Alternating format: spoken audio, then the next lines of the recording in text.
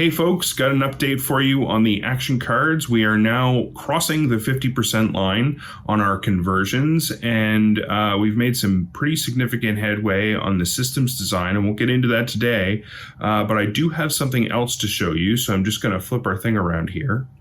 So you can see here on my Cintiq that I've been working on the Molochan model. What I've been basically doing is retopologizing it for three different reasons. The first is that I want to be able to put textured, shaded versions of this that are posed out inside of the application, quite possibly even animate it. And our previous version of this sculpt was done in Dynamesh, which was producing terrible artifacts. It couldn't be reliably reposed or moved around, and the edge flow was an absolute nightmare for texturing. So in improving the edge flow of the model, what I'm doing is I'm making it much easier for me to get it into the application for those uses. The second major reason is the flexibility and scalability of the model. So we want to be able to produce lots and lots of Molochan models for all the different kinds of players that we think we're going to have inside of the game. Like, you know, we're going to want many more instances than just a few Molochans. And so to do that best, the approach that I'm going to take is to rig this character up in Blender and then repose it for each new model that we create, which is, of course, a much more efficient way of working to scale when you've got a new species like this.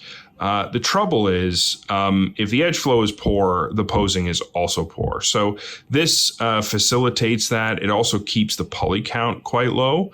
And that makes everything much better as we're working forward. So finally, and this is the most relevant for 3D printers out there, is the quality level. So as you can see, we've got really clean edge flow around the eyes. Now, what we basically did with our previous mesh was we had all this done up in Dynamesh. There was all these little tiny artifacts and stuff where the eyeball would actually join with the eye socket. And it was just an absolute mess whenever you brought it up to like the statue scale.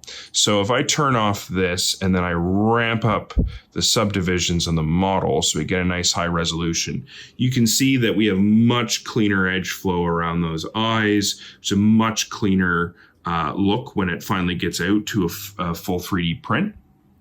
But even beyond that, it also makes certain aspects of 3D printing much easier from a development perspective. Like, for instance, having a predictable number of edges running around the eye will allow us to use Booleans to merge that eye in far more predictably. It will also allow us to cut up the model whenever we need to do a segment for multi-pass printing in your 3D printer, where you would have to glue it together towards the end.